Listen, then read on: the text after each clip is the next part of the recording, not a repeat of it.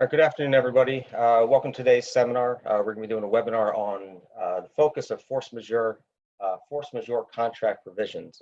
We thank you for taking the time out of your days to join us today. Hopefully this will be informative, both from a personal and business perspective.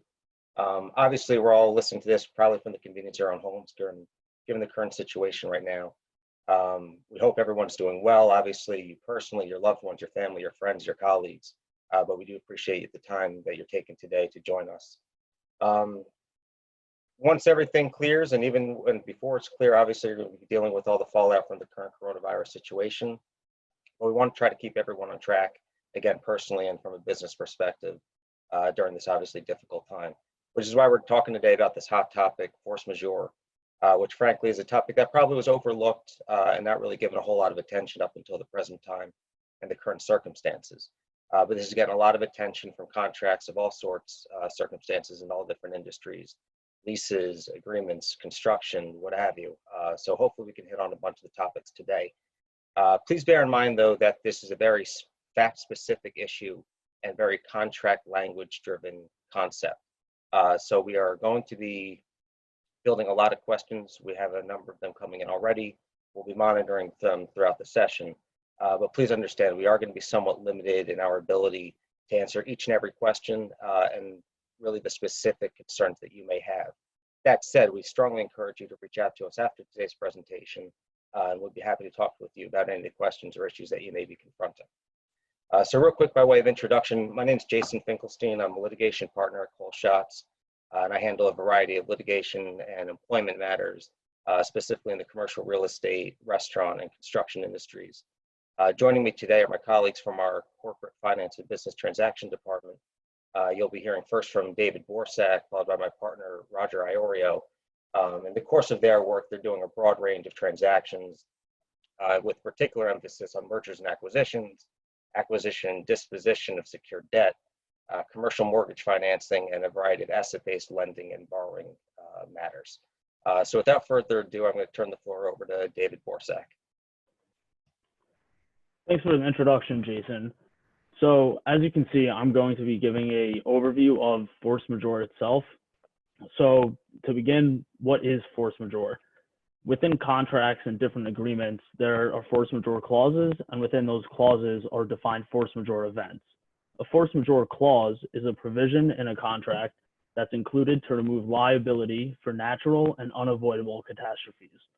These clauses, as you can imagine, and as Jason alluded to, are heavily negotiated, and they allocate the risk of specific events regardless of the event's foreseeability and to excuse the impacted party's performance. These events, the force majeure events, are those events that are specifically mentioned in the force majeure clause. There's a variety of common force majeure events, but some of them are natural disasters, such as floods, earthquake, and severe weather events. After Superstorm Sandy, for instance, different contracts in the Northeast began including hurricanes within the force majeure events.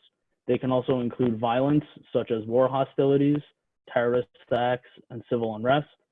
They also include governmental actions, such as condemnation of property, organized labor activities, such as strikes and work slowdowns, shortages of things like power, supplies, infrastructure, or transportation delays.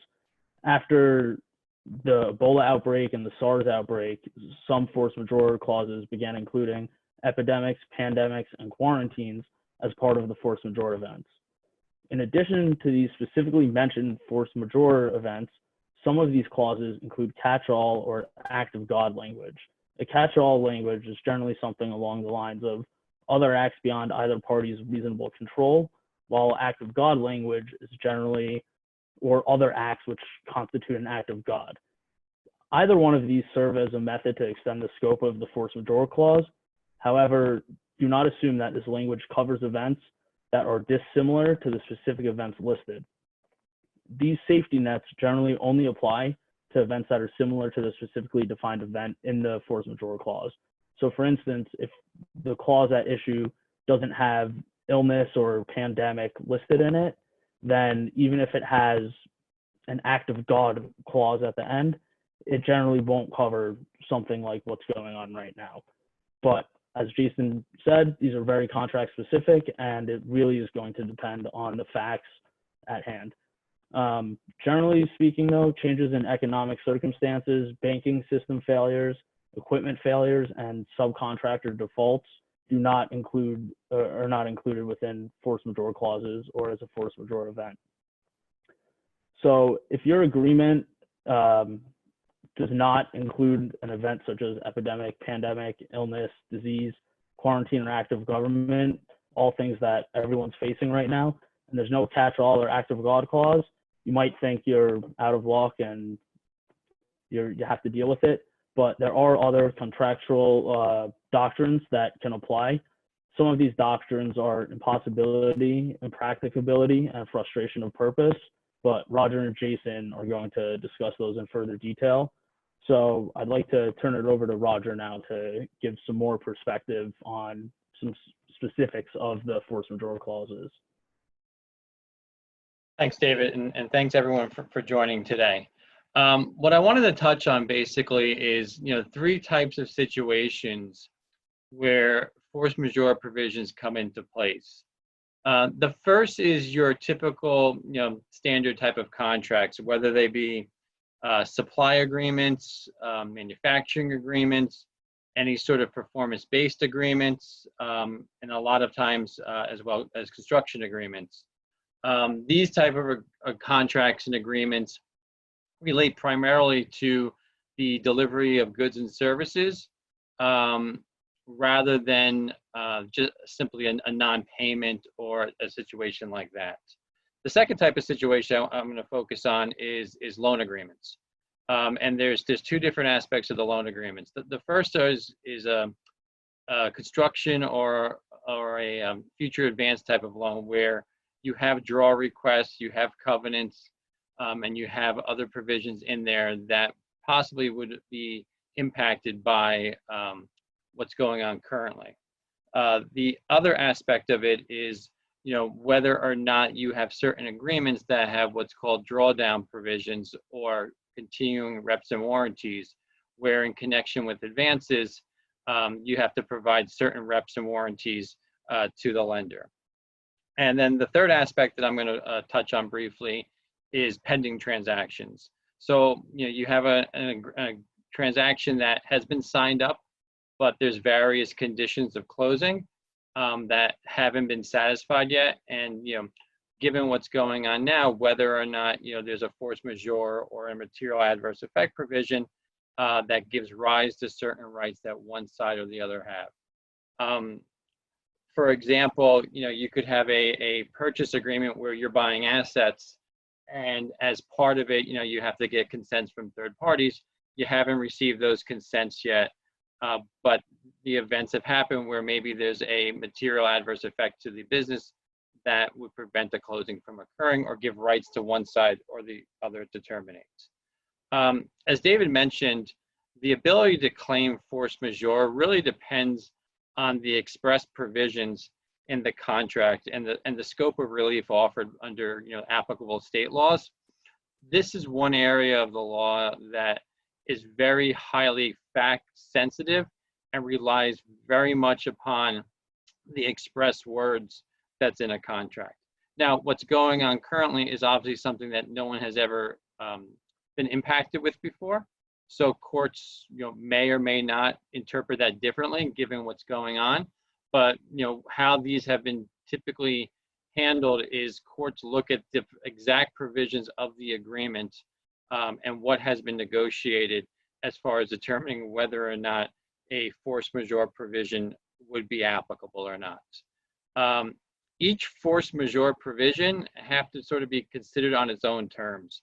There's no blanket provision, that covers anything. If pandemic is in one agreement but it's not in another agreement, then it may not apply if it's not in. If an agreement is silent but has a general catch-all that just says anything outside of the party's ability to control, that may be applicable. Some of the general factors and features that we see that are common to most of the force majeure provisions include some of the following provisions. One, that the event was outside of the reasonable control of the party. For example, obviously what's going on now is outside of the reasonable control of the party. A lot of times, people look at the force majeure provisions, and if it's something that they can control, then, it's not something that would be able to be looked at as a provision not to perform under the contract. One of the things that, we've advised clients on in the past, and it doesn't really apply to this instance, but you can't create a force majeure provision. It's something that's outside of your control. The second one is that the event is something that's not reasonably foreseeable by the parties, and because of what has happened, the effects can't be avoided. Again, this is highly fact sensitive. There's generally two types of areas, that force majeure include. The first being what's typically known as political force majeure, and that's, acts of war, things along those lines, and non-political force majeure, which are the things along the lines of, hurricanes, storms, pandemics, epidemics, things that are more acts of God than not. The other element that you should look for is whether or not the event materially affects the ability of one of the parties to perform their contractual obligations under the agreement. The degree of impact or impairment really depends on the performance of the contract itself and the specific facts and circumstances. For example, you need to create a link between the event itself that you're deeming to be the force majeure event, here the coronavirus, and the party's inability to perform. Simply the fact that the coronavirus has occurred is not necessarily enough for a force majeure provision to be applicable. There has to be a causal link between that force majeure, that event, and your inability to perform. For example, in the current environment, the restrictions in place that are designed to prevent the spread of the coronavirus may make it impossible to perform under an agreement. Stores are closed, manufacturers are not producing as they were before. The supply chain has been restricted or limited in many instances. In some areas, construction is not allowed, and there's shelter-in-place laws or orders in effect, throughout the country. These type of things, you could obviously tie that to a party's inability to perform under an agreement. For example, if your agreement provides that you need to be somewhere to perform a service, and where you need to be is either closed or you're not allowed to leave to go there, then there's a link between your inability to perform and the coronavirus event. The contract itself oftentimes contains certain provisions under which performance, will be excused. For example, is the party's performance impeded, or is it hindered, or is it prevented, or is interfered with? Again, it's very important to take a look at what the agreement itself says, because this language is sort of the guideline for what has to happen in order to try to avail yourself of a force majeure provision. Sometimes the agreements have said, and we've seen it on numerous situations, where it has to be a permanent event, not a temporary. So for example, if you're unable to perform for a week, you couldn't use the force majeure event provision in the agreement to try to terminate or prevent a breach. If it says it has to be a permanent ability not to perform. So there is a very wide range of provisions under which the performance will be excused. And it's very important, again, to make sure that you carefully read the agreement and you understand what is or is not in the agreement as far as the level of or standard that has to be followed. A lot of times the agreements will also provide requirements for notice. So a lot of agreements have force majeure provisions that say that the party that's asserting the excuse of performance as a result of the force majeure provision has to notify the other party to the agreement of the relevant event and may have to requires any supporting documentation to support why they can't perform under the agreement. Now, everyone obviously is aware of the coronavirus and the impact that it's had on businesses in general, the economy in general, as well as what restrictions are in place. However, we caution a lot of times clients about just relying upon what we call to be common knowledge of parties. The agreement may have specific provisions in there that says a notice has to be given within a certain amount of time. The notice has to contain what the force majeure event is, and it has to have supporting documentation, let's say. And even though everybody knows what's going on, everybody knows what provisions are in place, what restrictions or orders have been issued by very governmental agencies, you wouldn't want to not provide that notice on the assumption that everyone's aware, but more importantly, you wouldn't want to give the other side a defense that notice was not properly given, even though you could stand up and say, listen, everyone knows what's happened. A lot of times, contracts are agreements, they have provisions, it's what was negotiated, and if it requires notice to be given, you should give that notice, regardless of whether or not you just think, everyone knows what's going on.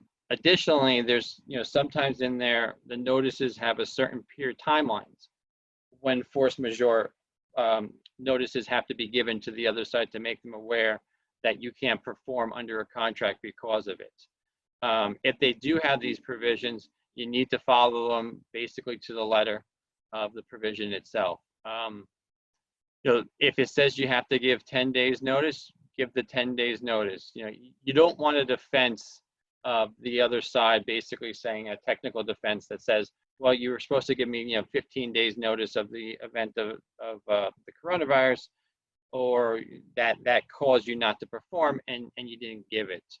A lot of times, these type of provisions, you don't know when you're gonna have to look to them in an agreement, right? Things may be going fine in your business, and then it starts changing a little bit, and now you want to try to see if you could evoke that. And it has nothing to do with your business, but maybe the supply chain has changed. Maybe your supplier that you were getting product from is no longer providing it, and now you can't perform under your agreement because you're not getting it. So again, it's not the event itself, right? So it's not when did the coronavirus start. It's when did the coronavirus start having an impact on your ability to perform under the agreement. That's important.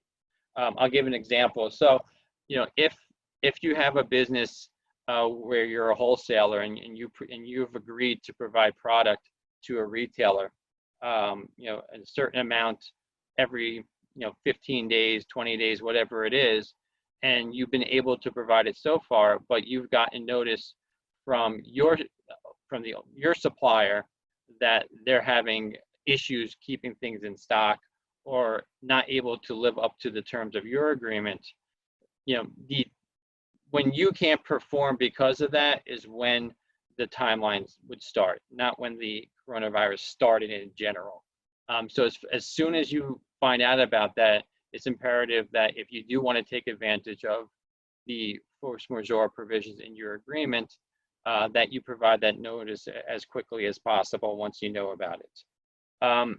If your contract is silent on notice, and probably a lot of agreements are, because a lot of the agreements that we've seen are very short, and some of them are just simply purchase orders that have some terms and conditions on the back of them. You may nevertheless want to provide preliminary notice of it once it becomes evident that your performance may be delayed or rendered impossible. It's always good to provide this type of notice, even if you're not technically required to under your agreement. So that way, if there's ever an argument that says you didn't provide notice, or they didn't know about that you were going to assert this, you have a defense against that. However, we do caution a lot of times about before you send out the notice, you or your attorney should, do a couple of things first. One, you need to review the agreement as carefully as possible and the underlying facts that are applicable to the force majeure event to avoid two things. One, a premature claim for breach. You don't want to have a notice sent out because you think something's going to happen, but it didn't happen yet. Because, right away there would be a defense to that, basically saying, listen, the facts don't support a force majeure. You're still supplying us. There's nothing that prevents that. The second is you don't want the other side to be able to come back and say, there is no force majeure event, and you're anticipatory, you're breaching the agreement already by sending out this notice saying you're not performing, because it may cause issues. And if that's the case, the other side, depending on whether or not what they want to assert, they may try to seek to terminate the agreement on its own terms, because you're putting out there that you're going to be breaching the agreement because you're not going to be able to perform under it. One of the other requirements that to take the force majeure event under an agreement and try to avail yourself of that provision is that you need to demonstrate that you took all reasonable steps to mitigate the relative event or its consequences. Now, this is something that, in the past is a little easier to determine. And the example that I'll go back to the supply chain is, if there's multiple suppliers of a product, and there one supplier, let's say, is an area that was devastated by a hurricane, but another supplier that you could just go to as it was not, and you could get the same product there.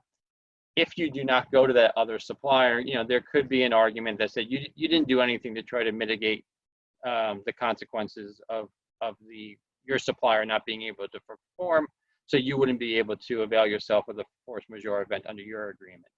So even if you've given the notice, even if there is a bona fide force majeure event, you still have to attempt to mitigate the harm that you've incurred as a result of the force majeure event before asserting non-performance based on that event. Here again, the mitigation is really fact sensitive and depend on a couple of things. One, the language of the agreement, and more importantly, how a court's going to interpret what satisfies the mitigation standard going forward. Since things are so widespread now, and you don't have the ability, in a lot of situations, to simply switch suppliers to mitigate damages or find another transportation company to provide your product. You may be limited, and there may be instances where there is not the ability to mitigate your damages or to mitigate the cause of the force majeure. You may be in a situation where there is nothing else to do. Everyone is shut down. Otherwise, you would be able to switch suppliers, or there may not be another alternative because product is limited. So you're limited to where you can go. Keep in mind that force majeure provisions in general become applicable when performance becomes impossible, not just burdensome. And that sort of goes to the mitigation provisions. And I'll give a hypothetical is, if you have a business basically where you're buying product and you can still buy the product, you just have to take a couple of extra steps or buy the product someplace else. It's not impossible to perform under that agreement. It just may be more burdensome, or there may be more steps that you have to go. So one of the things is looked at is whether it truly is impossible, and did you try to find another avenue to perform under that agreement. Okay, so we get a lot of questions from clients about, if they think, because of the coronavirus, they can't perform under a contract, what should the company do? And there's sort of some general guidelines that we've been giving people, and a lot of the times, as both Jason and David said, this is very fact sensitive. There is no right answer to everyone's specific situation. It's a general It's fact sensitive as far as your business. It's fact sensitive as far as what your agreement says. So the first question is obviously you need to, you review your contract for any force majeure provisions or definitions in there to see what those provisions or definitions include or don't include. You may have a very specific force majeure provision in your agreement that's limited to certain things.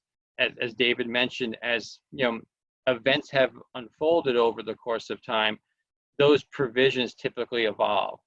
The pandemic didn't exist 20 years ago as far as a force majeure provision in most contracts. When the swine flu came about, when Ebola came about and became more widespread in the news, as contracts evolved, those type of things became provisions in there.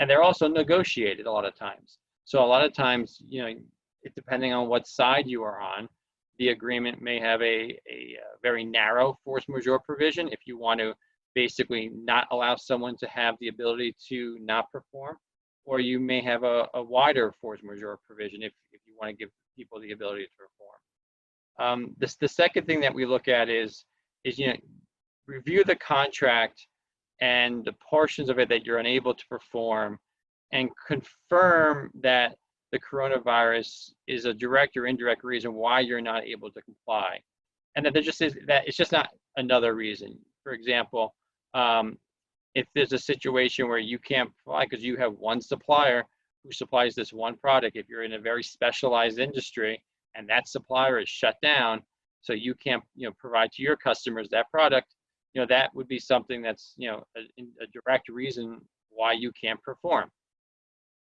The other thing is you need to review, as I mentioned before, what steps you've either taken to either avoid or reduce the impact that the coronavirus has had as much as possible. Some things to consider when you determine this is how is the workforce being handled? Are people now just working remotely? So you may not be as productive or as access to everything you would have in the office, but are you trying to mitigate that as much as possible? How is the production or supply chain interruptions being addressed?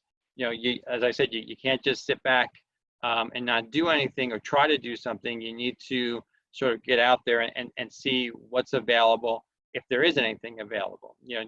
If there's nothing available, there's nothing available. It doesn't say you have to do something else. It has to say you have to take steps to mitigate your damages. Most importantly, make sure that any notice requirements are complied with, no matter how obvious it seems. Everyone knows of the coronavirus. Everyone knows what's going on, the shelter-in-place orders, the restrictions on business. But you need to make sure that if there are notice requirements that have to be complied with, that those requirements are timely complied with. You don't want to give someone a technical out to say, no, you can't enforce this, you need to perform, otherwise you're in breach because you didn't give a notice when you're supposed to. Again, not every agreement has notice requirements or any specific times. A lot of times, if you have to give notice, it doesn't say within 10, 20 days, it's within a reasonable amount of time after the event. And again, the event is not the coronavirus itself, but what happened that impacted your business to make it impossible or not practical for you to perform under your agreements. One thing that we also ask is, when you take a look at your agreement and whether you want to evoke this right, what are the consequences for a successful claim for force majeure? For example, if you assert a force majeure because you can't perform today, does that terminate your agreement altogether? And is that something that really you want to do? Because everyone expects at some point this to be, I'll say, go back to as much normal as possible after this, coronavirus event is over. What happens if you, send your notice out, you terminate the agreement, and now, things sort of start going back to how it was before? You no longer would have that agreement. In a lot of situations, it may be a better alternative for a business to first, speak with the other side, explain the situation, say, this is what we can't do, why we can't do it, and maybe modify the agreement accordingly to address some of those issues, rather than have a unintended consequence where the agreement's then terminated and now it's gone altogether. So that's basically contracts in general. In loan agreements, there's two really aspects of it. There's one where you have to perform under a loan agreement in providing certain things, especially in construction loans, in connection with draw requests and timely hitting timelines and things like that, where the force majeure provisions may come into play because you can't hit your timelines. A lot of construction loan agreements have in their specific timelines for when aspects of construction are supposed to be done. Again, given maybe construction jobs are shut down, maybe the supply chain for the product that's being used, the materials, the equipment isn't there, so you're unable to perform. So you should take a look at the construction, your loan agreements, and see whether or not there's any provisions in there that deal with force majeure, and specifically, whether or not that gives the party an excuse to either delay the timeline or not perform under the agreement. Now, what I will say is most of the times the force majeure provisions come into place where we're talking about performance rather than non-payment. We do get a lot of questions about situations, especially with college students, where leases are entered into for, let's say, off-campus housing. The student is no longer there because the college is closed, and what do? We want to sort of enforce those, see if we can get out of that lease because we can't use it because the college is closed. Unless there's something specific in the agreement that addresses it, and again, you need to look at the agreement itself. As a general proposition, just simply non-payment is not an event that would rise to force majeure. So you couldn't look at just you can't be there simply because of non-payment, or that you can't be there because of something not tied to the event itself.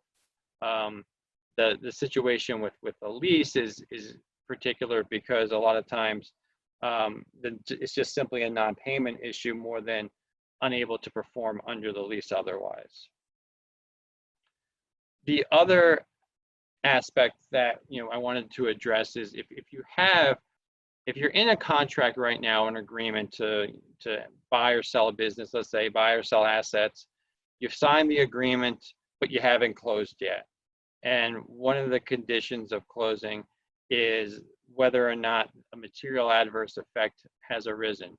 And that's a lot of times, in agreements, and whether what has happened now is deemed to be a material adverse effect, giving rise to certain, termination rights. That is extremely fact sensitive. Your definition of material adverse effect in your pending transaction agreement would have been highly negotiated and would give rise to the exact language that is in there. The catch-all basically for, a lot of times there's a catch-all that covers, things in global economic conditions in general. A lot of times it's carved out. So again, if you want to try to avail yourself of certain rights to maybe terminate an agreement that hasn't closed yet, it's important, very important, to take a look at the agreement itself to make sure what's in there is addressed. And if you're going to send that notice, make sure what the other side's rights would be if you send it. If there's deposits in place, what happens to the deposit? And also, do you want to terminate the agreement, or do you want to try to negotiate, different terms as a result of it? So a lot of times in these agreements, you don't have a force majeure clause, or perhaps, you look at a force majeure clause and you're not 100% sure whether or not it appears to apply. So there are a few common law doctrines that may be applicable outside of the contract itself, the force majeure provision in the contract itself. And I'll turn it over now to Jason, who's going to address some of those doctrines. Thank you, Roger. I appreciate that. Actually, before you turn over to me, though, a question I think may be appropriate for you to respond to. Gotten a couple questions on this issue. Previously, we were talking about what happens when you need to follow specific default provisions under the contract as far as giving notice to a force majeure event. But in the absence of such a provision, is there any sort of assumption that a force majeure provision is in a contract or some other way to read one into it when it's otherwise absent? Well, I don't think the contract itself has to have a force majeure provision. I don't think there's a way to read into a contract a force majeure provision that's not in the contract itself. You could send notices to say that it's something that is something that would prevent you from performing, but I don't think a force majeure provision absent the agreement itself would be applicable. Thank you for that. All right, so now that we have kind of the nuts and bolts covered as to what force majeure provisions are, where to find them, how they can be read, you know, by the time it gets to my desk, there's typically a problem, right? So I'm dealing with this on the backside, whether it's pre-litigation or during litigation. And, you know, right now, I think it's a bit of the Wild West a little bit, where I don't think there's going to be a whole lot of clarity right now on the particular circumstances that we're under. As it is, force majeure is not a commonly litigated provision in a lease or any sort of agreement, frankly, and it doesn't get a whole lot of attention. So right now, everything's very fresh, very new under the coronavirus situation in particular. So we're curious to see where things end up as far as court rulings and so forth. But right now, we've been trying to keep an eye on this issue just for guidance and see where it's going to go. But right now, it's a little bit premature from a court perspective. But before we kind of talk about what arguments you can make or some of the particular issues that Roger was starting to allude to, just want to give a couple hypothetical scenarios that some of you may be dealing with, which may help guide our conversation. So, you know, one common situation that we are seeing is with residential leases. And, you know, the one that Roger highlighted is a perfect example where you have a college student that's, you know, let's just say in the Middle West. They've been sent home effectively now because the school shut down and they told all the kids to go home back with their parents. You know, you sign an off-campus lease with a private landlord that's unaffiliated with the school. Obviously, the purpose of the lease and the housing scenario was to provide housing while your child was in school.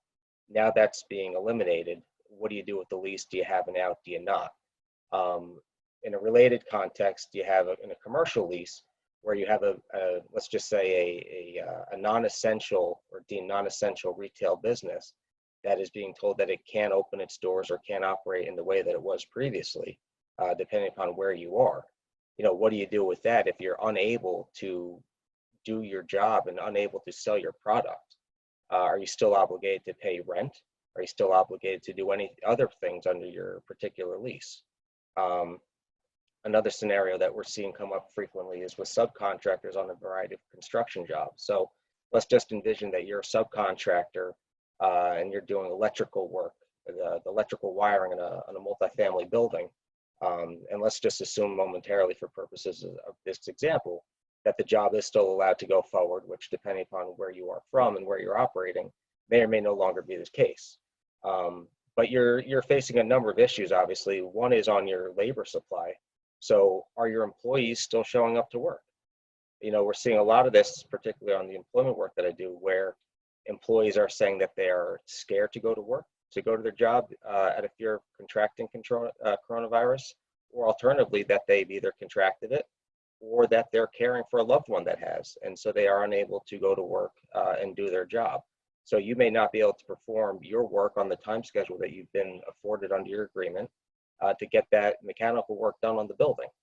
Alternatively, again, with the electrical supplies, if you don't have the resource to get your hardware, to get your wiring so that you can do your job, that's another issue. If you have an exclusive contract with a supplier and the supplier is no longer able to provide you what you need to do your job, what do? Are you still required to somehow find a way to do it, or are you excused from performance in some manner? So these are some of the types of scenarios that we're seeing coming up fairly frequently. But really, this cuts down to what are the arguments that you should be making, either side of this issue. And there's really three doctrines that come into play here that I want to discuss. One is the idea of impossibility. The second one is impracticability. And then the third is the frustration of purpose. I know David and Roger both kind of touched on these quickly, but I want to dive in a little bit deeper. So the idea of impossibility of performance is really what it says. It's literally impossible to do what needs to be done. This isn't really so much a matter of degree. It's more of a black and white sort of issue with not a lot of gray, for the most part. I'll say that. But the idea here is whether the circumstances make it so that you literally cannot perform under the contract. This often, common situation. You have a painter coming to paint the upstairs bathroom in a house. They get through some of their work, and the next day the house burns down. Obviously, the purpose of the contract is no longer possible because there's no house to paint. So that's excused in that scenario. But one thing to keep in mind under that, which is a whole nother issue, is that the contractor would arguably be entitled to be compensated for the work that was done prior to the unfortunate circumstances. We'll put that aside. Just as an overarching concept, though, that you should keep in mind is that whether it's this impossibility doctrine or any of the other ones I'll be discussing, is contracts are viewed as a means for parties to allocate risk. And courts are oftentimes hesitant to upset that balance. They assume that these contracts were negotiated, sophisticated individuals who know what they were getting into. And so they've purposely signed this document knowing what they were getting into. Again, I think to some extent, all bets are off with the way that courts are going to be treating the coronavirus fallout. But just understand that the burden is high on this in order to be excused from certain obligations under a contract of any sort. So they are typically very narrowly construed. So separate from the painter situation, which I just alluded to, if we go back to our electrical contractor, right? And so now you have the situation where your exclusive vendor is no longer able to supply you, fine. But now you can go around and shop to other potentially distributors around the country. Unless there's a nationwide shutdown or a nationwide supply chain blockage, in theory, you'd still be able to perform, therefore making it not impossible. Sorry to use the double negative there, but it's no longer impossible in that sort of circumstance. However, going into the next doctrine, the impracticability issue, it still may be impractical or practical depending upon the particular circumstances. So unlike impossibility, impracticability talks about the unfeasibility or the expense, the undue burden to perform while you still technically can do it. So again, with the contractor, now they can go and shop around nationwide, or let's just assume that there's a nationwide supply chain issue, but this small contractor is able to source and locate electrical wiring supplies from, let's just say, halfway around the world in Australia, right? It's obviously going to increase substantially the scope of the contract budget, right? Because now they're going to need to ship this stuff in from far abroad, and the labor costs in Australia may be significantly higher than where you were buying it from previously. And so now what you contracted to do for X dollars, you're now taking a bath on this project by the time you bring this stuff in, supply it in, and bring it to the building to complete your work. So are you now excused because of this being impracticable, because you're going to be taking a gigantic loss on this? Is that enough to get out of the contract? Maybe, maybe not. It's all going to depend on the particular circumstances and, again, the language that you have within your specific contract.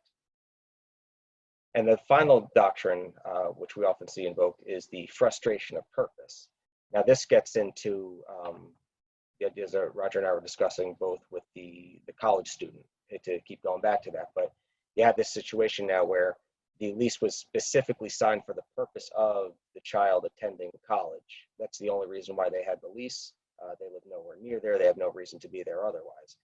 Is that enough to say that the purpose of that lease has been frustrated? Probably not, but there's an argument to be made. And again, this is all going to depend on where you are, the particular circumstances, and the language in the lease. Well, this gets into unforeseen events that undermine the purpose of the contract itself. So looking at this from another context, if you have a restaurant that signed a lease to do exclusively sit down dining, they don't do takeout, they don't do delivery, anything like that. It's an upscale, nice restaurant where they're only doing dine in. And now you have shelter at home orders in place, and you have people that just are not going, and frankly, they're required to shut down at that point, depending upon where you are. The restaurant, in theory, could pivot and try to do something else to generate money to pay rent. But the purpose of the lease itself that they signed on to was for the purpose of having a dine-in upscale restaurant, which they're no longer able to do. Partly because of potentially governmental issues and partly just because of the current circumstances. So that may be an argument that someone may have, and who knows whether it's going to hold any water, but that's an argument that someone may make under the frustration of purpose doctrine. So, really at the end of this, what is going to govern? And, Roger hit on a number of these issues. This is a case-by-case, fact-specific inquiry. That's really going to change depending upon your particular unique circumstances. But some of the things you should be looking at to determine whether you have a force majeure event or something that you can utilize to your advantage here is, first, what triggered the event? Again, is this a government shelter-in-place order? Is it some other governmental executive order? Is it a national order? Anything dealing with non-essential businesses or non-essential construction work or whatever it might be? Or is it just a byproduct, unfortunately, of the current circumstances and the global economy or the local economy that's giving problems? Number two, what does your agreement provide? I mean, how broad is your force majeure provision? Do you even have a force majeure provision? Is there a way that you can catch this up in your catch-all? You got to see which way it shifts. Next issue, and this is a big one, is what state law governs. Act of God does not mean act of God in all ways the same way. And even, where we are, New York, New Jersey, even, just across the river there's a very big divide on that issue specifically as to how act of God is defined. So there's a lot of variety here, and just keep that in mind. Next, was the event foreseeable? Outside of coronavirus or even within, a year ago, parties entered into a contract. I don't think anyone had any clue that this was coming. If you entered into a contract in maybe January or February here, and things were kind of, percolating and people were hearing what was going on in Asia and so forth and making its way here, did they think it was going to happen to this magnitude? Maybe, maybe not.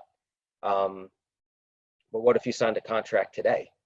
Today you're going in eyes wide open, what's going on, at least in the immediate future. Down the road is a little further to understand. So whether you knew what you were signing on to at the time or not, that's going to be another big issue on the foreseeability. Next is, how has your performance been impacted? This gets into whether, again, is it literally impossible for you to perform, or is it just something that's going to be difficult or burdensome for you to do, but you still can do it?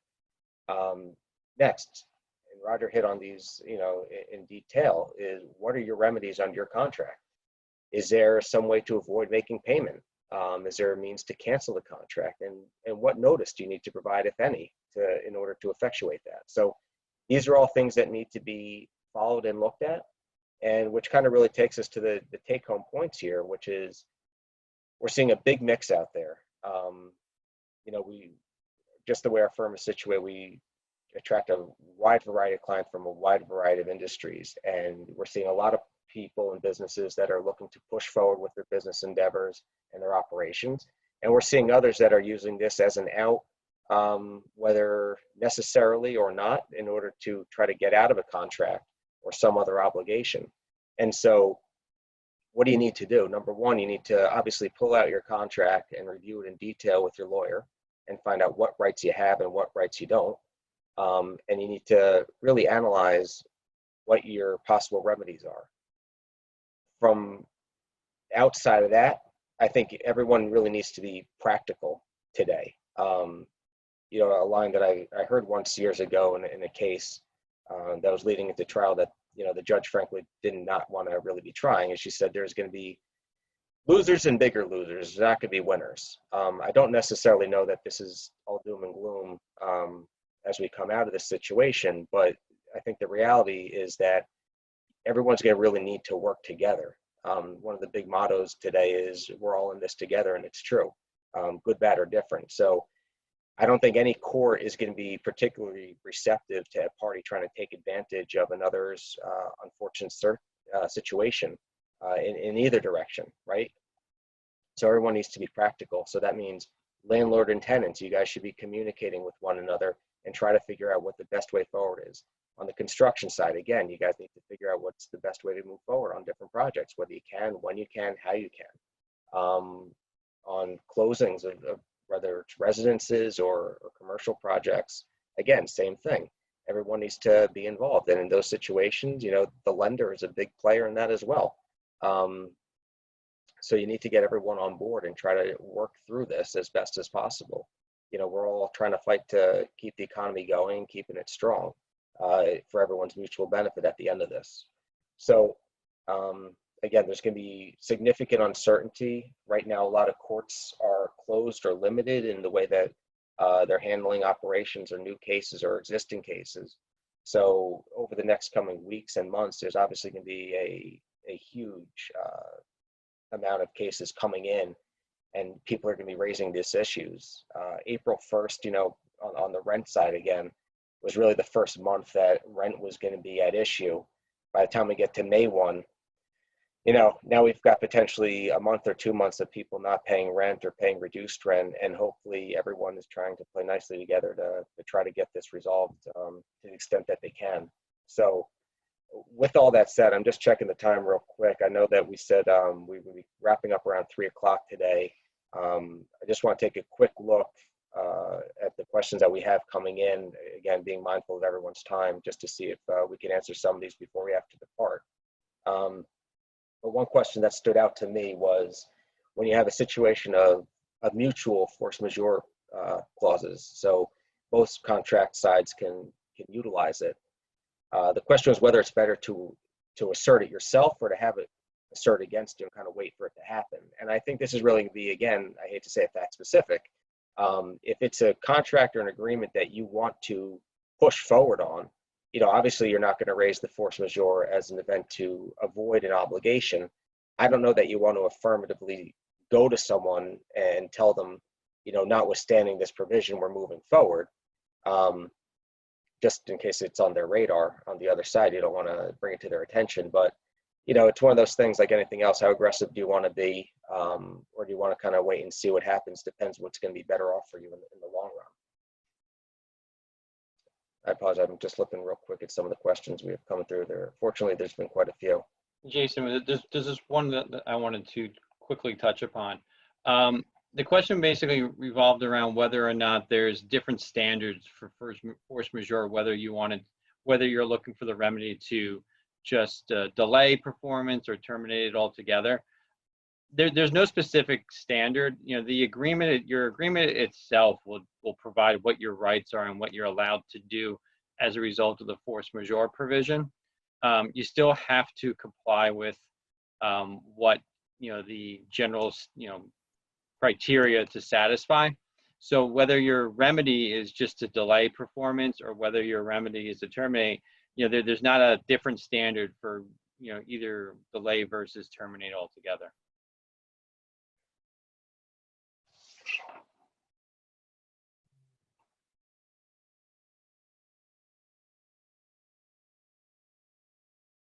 I know there's been a couple questions coming through about business interruption insurance, which, again, if you have any questions on that specific issue, I know that's another hot topic out there right now, which is, respectfully outside the scope of this presentation today. But we do have people looking into those issues, and we can certainly address those offline. So please let us know.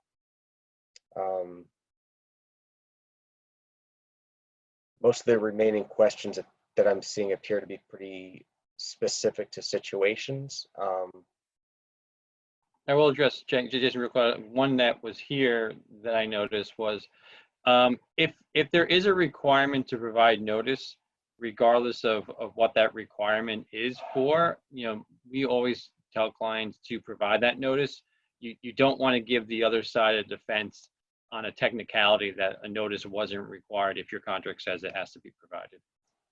Right, and just to piggyback on that, Roger, you know, again, specific to the a lease situation, even though a lot of courts right now have moratoriums on any sort of eviction actions against tenants, you know, from a landlord's perspective, it doesn't hurt necessarily to send a default notice if you're required to do so under your lease, at least to put them on notice, and you can lay the groundwork and protect yourselves now in the event that you need to take some sort of enforcement action later, so you don't be deemed to have waived that right in any particular way.